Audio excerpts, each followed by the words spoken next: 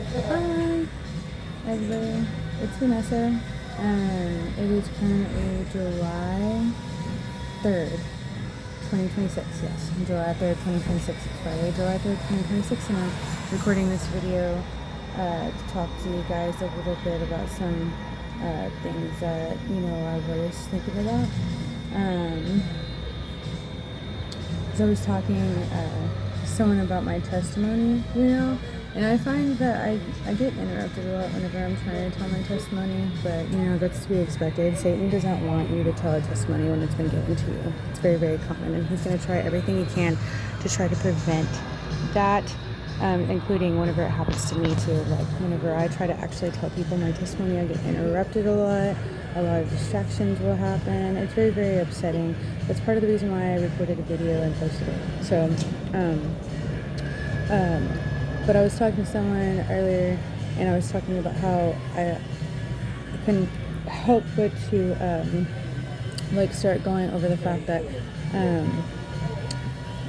the biblical God that's depicted, he's a parent, right? Like, he's a parent. Like, he's the father of all life here on the planet Earth. Like, he created all living things, seen and unseen, both spiritual and physical. Like, he created both the physical and the spiritual realm. He always has existed from the very beginning. He's never not existed, so he always was, is, and will be. Okay. He has no beginning or end. That's why, he says, I am the Alpha and the Omega, the first and the last. So he never ever not existed. But he's the father of all things seen and unseen, all physical and spiritual things seen and unseen. So, to top that all off, he's a parent to both the angels and the humans, right? And then, so, it's very, very rational to assume, if you have children, whenever one of your children is hurting the other child, you intervene, right? And you discipline them. It's the parent's job to discipline that child. That's why he says, leave them for my vengeance. Don't take vengeance, little ones. Leave them for my vengeance. I'll handle it. Because, from a parent's perspective, that's what he does. That's what he does. He's not going to be okay with it if you try to take vengeance for yourself, because if your kids did that, well, then you would be upset too. And some people like to throw out there, well, we're grown. Well, to him, we're not.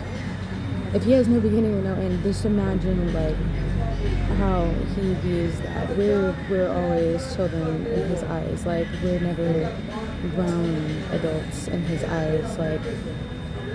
So, with that being said, he still wants us to let him handle it. That's because that's what a parent does. And then, anywho, moving forward, that's my point and purpose though. But anywho, I was also talking to them about, what was it, the Beatitudes. The Beatitudes, the Sermon on the Mount, and I mentioned the whole, blessed are the poor in spirit, for the kingdom of the heavens shall be theirs. Well, the poor are blessed in spirit because poor people are ignored. Poor people are put last. They're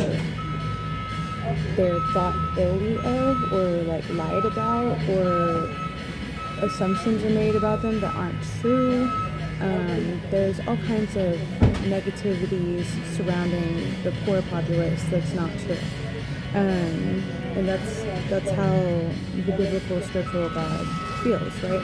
Well, then about himself, he's ignored, he's put last, People will claim that they love and adore him, but they don't make him the focal point of their everyday life, right? And that's they just go to church or service once or twice a week. That doesn't mean that they have to continue doing that. everyone's free to like worship him regularly if they so chose to. Everybody has to choose to do that though. So because everyone has free will. There's not a single person on this planet that doesn't have free will. That shouldn't be anyway. But or at least you would think. That could be debated, but we're not going to go into that right now. So, anywho, my point being though is that, my point being though is that he wants us to see like that's a mirror. Okay, and then there's also blessed are those who mourn, for they will be comforted. Well, that's because he mourns. His children are dying because Satan deceived them. Because Satan deceived the first two children he ever created in the entirety of existence. I mean, since the very, very, very beginning of the moving of the earth, basically, whenever the very first two human beings were ever created, Satan deceived them. So, I mean, for hundreds, thousands of years, this has been a thing. And, blessed are those who mourn, for they will be comforted. Well, because he grieves too, and he understands, And if you grieve, and if you're mourning and you grieve, it's because you value human life, right? You care about human life a lot. And he cares about human life. He created it. That was the whole point of this, of the earth, was to create life, to have families, to love, to care. Is that register now? So that's important. It's very important. People dying is really sad. So